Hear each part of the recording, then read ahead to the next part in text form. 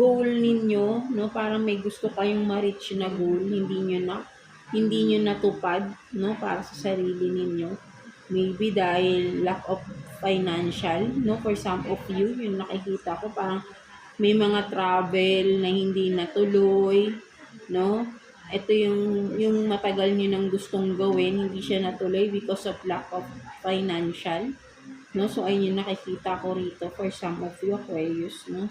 So, yeah, tingnan pa natin. Kuha pa tayo ng 3 cards for you, no? Additional cards for you, Aquarius. Let's see.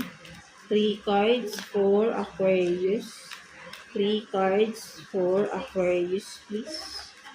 Tingnan natin. Tingnan natin. For Aquarius. For Aquarius.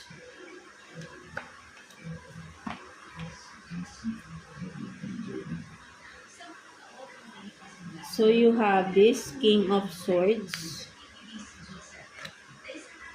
Ace of Cups, Ace of Cups, and then Strength in reverse.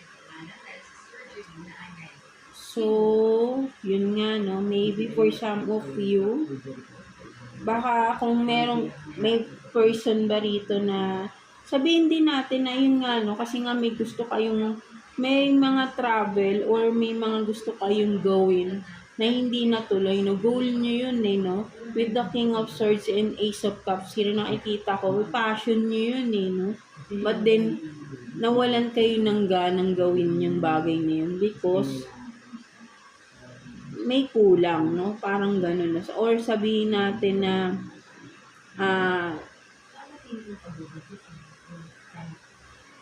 hindi enough kung ano yung meron kayo, no? Ayun yung nakikita ko rin. Sabi nga natin, financially unstable, no? That's why, hindi mo nagawa, no? Hindi mo magawa tong goal mo na to, no? Mga Aquarius na. Ano man ito, right, no?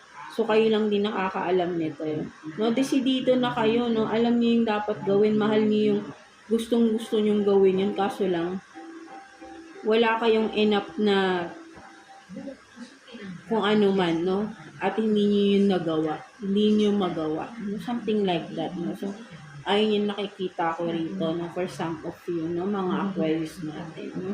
So, let's see, kuha pa tayo ng additional messages for you, Aquarius, no? Kuha tayo ng 2 cards for you here, no? Kung ano man yan, tingnan natin. For Aquarius,